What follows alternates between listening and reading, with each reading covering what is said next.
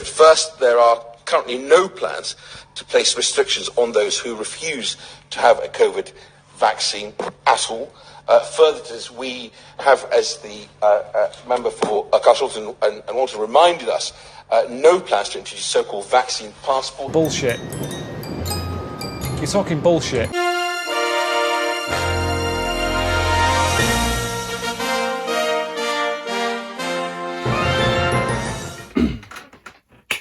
Hello and welcome to another episode of Frankly Speaking. I'm absolutely pooped after football, so I'll apologise now if I'm only very good looking and very coherent.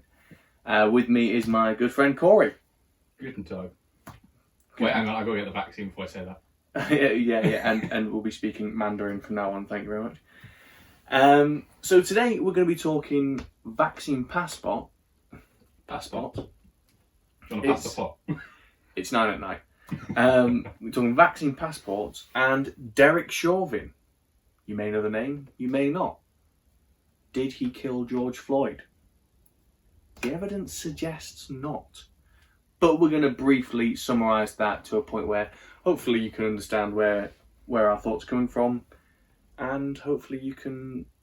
There'll be things actually I think that you'll hear that I don't think you will have heard in the mainstream media.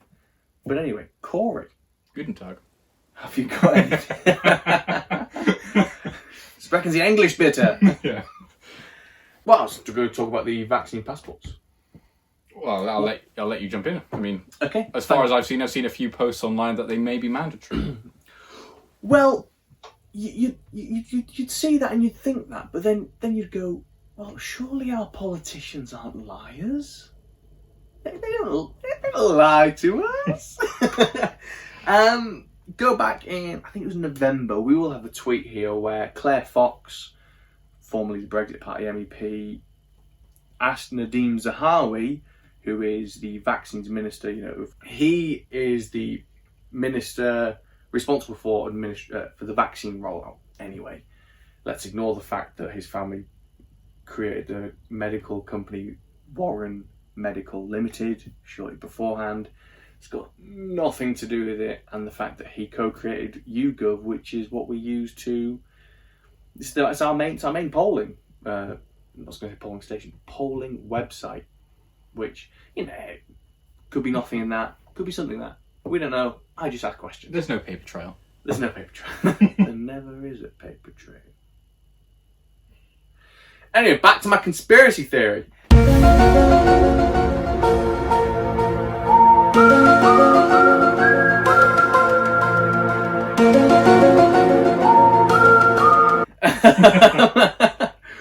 So Claire Fox on Twitter, and she got a reply as well, said, can you confirm vaccine passports will not be a thing? And he said, yes you can, Claire. Michael Gove in the past has said, and again I'll get the clip for you now, Michael Gove has said that they won't be necessary going to the pubs. To have a vaccine passport in order to go to the pub? No. Will I need to? No. So, you'd like to think at least that wouldn't be a thing. Are they on about vaccines for pubs? They're about vaccine passports, yeah. So in Israel, basically there's now two tiers of people. We've forget the upper, middle, lower classes. It's now vaccinated and the great unwashed. So they're relegated people to small shops and not picture that they're saying this is why we can't have nice things, and it's now about them, or rather us. So Israel they have all the digital passes for people to say, "You look, I'm clean. Let me in." Yeah, certainly I wouldn't get anywhere. I wouldn't be allowed in the little shops at the Great Unwashed, and I'm honking. And now vaccine passports. I believe it was today actually. They were talking. Who was it talking? They were basically seeing if it was in line with human rights. The government today, and they were discussing with lawyers. You know that meme was like, how about no? Yeah. But the vaccine passport is very much similar I'd like to point out, vaccine passports were shouted down as conspiracy theories less than 6 months ago. Yeah, I remember that. People were called crazy for it. I had a few arguments with people about it. Alas, once again, proven right. I'm getting sick of being right. I just wish we tally it. Yeah, I really wish I'd kept an in-depth diary, and even jotted down who said you're crazy, mate. Knock on the door. Told you. I half expected to find a little old-fashioned tally scraped into the boards of your shed for any times you've been right. This person's a bastard. This person's a bastard. I was right about this. And so this is all quite very similar to the Chinese social credit system. You may never have heard of it. You may have heard of it. You may think it's complete bollocks. You may think something from a TV series. So in this social credit system in China, let me talk you through a few things. And do you know, there's some things which I can see why you'd get good points for it, but again, it all comes down to a select few deciding if you're worthy or not. Like, basically, they're deciding how much money you can have on what they feel is uncouth or not. What is good behaviour to them. Whereas cash takes that away. And there's problems with cash as well, but ultimately, it is in the power of the beholder. Anyway, so let's talk about some good things where you can get your credit score up for engaging in charity work, taking care of elderly family members, positively influencing one's neighbourhood. So that increases your credit score. Yeah, but then what do they deem involves that now? Because, for example, if that was brought here, positively affecting your neighbourhood would be staying indoors. That's what I mean. So it would be I took the bins out, so no, you need to be indoors. That doesn't count. Pretty much. Very quickly becomes dangerous. That's what worries me when I say it comes down to a select few deciding what is good and what is bad behaviour. Once you give it, as we discussed on the previous episode, once vague lines are drawn, because the word vague is in there, they can essentially do anything, such as we'll be back to normal living at some point. We're locking you down until it's safe. It's only until it's safe. Trust me, I'm from the government. I'm here to help. As Ronald Reagan says, that's the scariest thing you can ever hear. I was about to say that. I've always felt the 9 most terrifying words in the English language are, I'm from the government and I'm here to help. You can get a clip for that now, actually, I believe. Go on. But yeah, until it's safe. When is it safe? Life is never safe. If we did everything until it's safe, we drive cars at no more than 10 miles an hour. Even that's dodgy because you got people walking about. Yeah, I go to see my friend in Braintree, and there's this. I think it's actually the first ever Roman road. I think he was telling me something about it, but this road, as we all know, Roman roads are straight as an arrow. And last time I went there, I shouldn't laugh because someone died. This road is 30 mile an hour as well because there's the speed cameras. Not a school road then. No, there isn't a school. But anyway, I think schools do anyway. They go that way. But it's a 30 mile an hour. The speed cameras, and this road, you can look down it like a mile and see everything. A woman crossing the road is hit by a bus and died. Like you can. It's 30 mile an hour and you can see everything. Did she want, like, was it? I don't know. Or was it is it a I freak don't know, accident? because it's sad if that's the case, but if that's the case, you can go, But then you wouldn't think I'm going to pick a 30 mile an hour road. Back to these social credit scores. So in China, the social credit score, if you do these good things, you can get tax breaks, fast track for promotions at work, free gym facilities, deposit-free bicycle and cycle hire. Don't Hollywood have a very similar system, but you have to suck dick? Cindy, if you want to make in the business, you gotta learn to lick an asshole.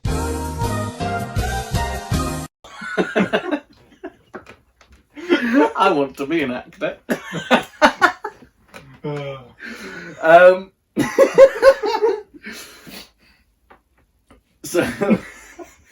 So that's for if you do good things and you score well on the good social credit system, you get those sorts of things.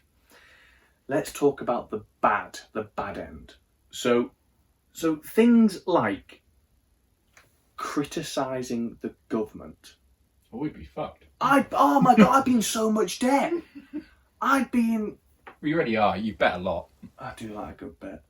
Yeah. And Scots. No, it wasn't Scots. He's very... No, Albanian San Marino, they've let me down tonight. So the bad credit score on the Chinese social credit system, things like if you criticise the government,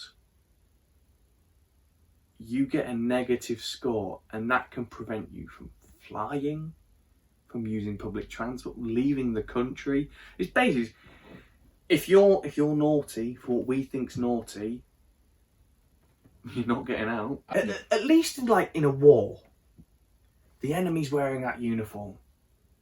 If they're wearing this, you shoot it that way. Mm. Whereas right now, we're told we're fighting this virus. And I'm not doubting there's a virus. I've never doubted there's a virus. It's conspiracy, man. Come on, man.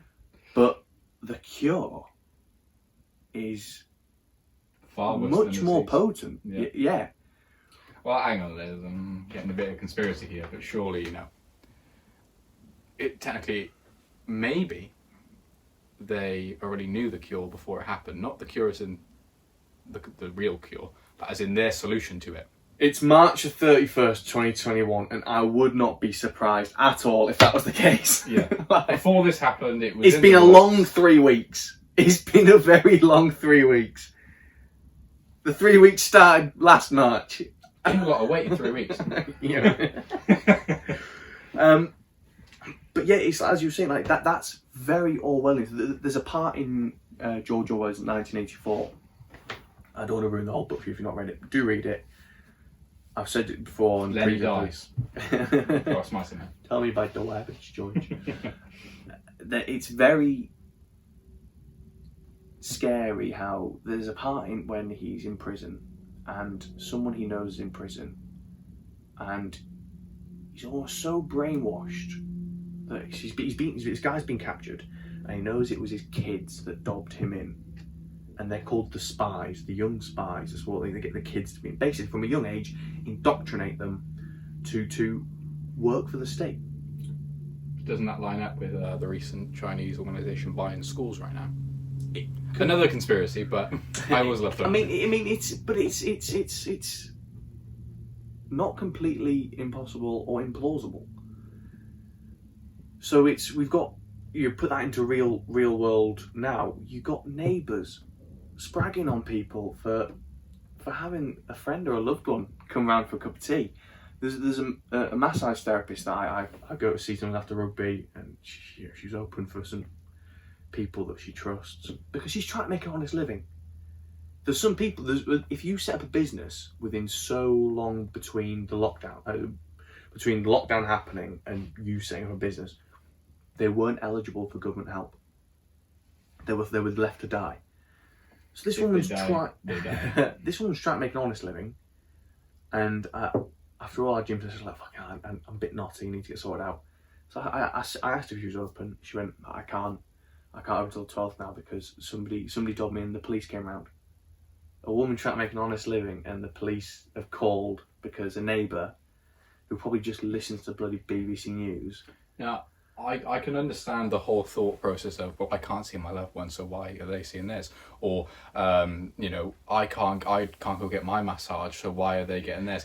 But those people are willing to put the risk out, and essentially it's their small group of friends that is hurting no one, and at that point you're doing it to be a dick. I genuinely do. I understand why these people do this because, and do you know, get bitter. And do you know, I don't hate them for it. Only because they're brainwashed.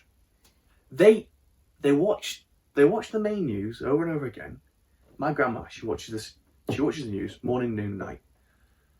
She thinks the world's ending pretty much, and not in the same way we do, where we go, nah, it's fucked, everyone's a bastard. Yeah. But she thinks there's this virus that is destroying people, destroying lives, tearing through countries, destroying communities. I mean, as I said, like in the last episode, this is the first virus ever to have a 24/7 PR campaign team. If we didn't hear about it, we wouldn't know about it. It's just like the flu, which again I think a lot of people don't understand the flu's actually deadly. Because a lot of people go, oh, I've got the flu. No, if you've got the flu, it's debilitating and you feel crap for at least a week. It's the same when people say they have depression. It's like, well, no, you had a shit day at work. Yeah, and you're not willing to do anything about it. You don't have that chemical imbalance. That's not us having a dig. People genuinely have depression. Some people have such traumatic events. They struggle to go with depression. The body will naturally stop producing what it should do. But some people struggle to make certain chemicals, and people will just go, "Oh, I'm very depressed," and it's like, well, are you? Well, no, it's been it's like, work. It's like, well, don't use that phrase because people out there actually have. Because it devalues it. Yes. It's like racism. That's racist. That's racist. I literally said that black guy over there. Why did I say that? Because that's a defining characteristic in that group of 10 people. PSG There's one black guy. Versus who was it again? Maccabi Tel Aviv. Is that team?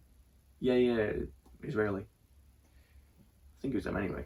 You're right, probably. I don't. I'm always right. Tally's right here. Well, yeah. I speak of this. I saw a news article. Well, I say I saw it. I came out the shower. My girlfriend goes to me, have you heard about this new strain of the virus coming from Amazon that is actually more deadly to younger individuals and killing kids? And there's this big article that basically had loads of inflammatory words and fear-mongering in it. And the first thing I said to her is, I don't think that strain real. And she was, why are you saying that? And I go, okay, the strain might be real. I said that to invigorate something out of you because I got a bit pissed. But the strain is probably real, but they're probably taking what's actually happened and blowing it massively out of proportion and not actually giving you the comorbidities of that region. The fact that they may be underdeveloped, not fed enough, the fact that they may have been ill already because of where they live, the fact that it's coming from a very, the Amazon rainforest, the Amazons down by Brazil, they're not known to be healthy. The original virus hit them hard. The Spanish took something over there. Did they take syphilis over there and wiped out Amazonian communities? So going off things such as that, saying that it's going to spread around the world and basically a whole article was fear-mongering, but here's what it does.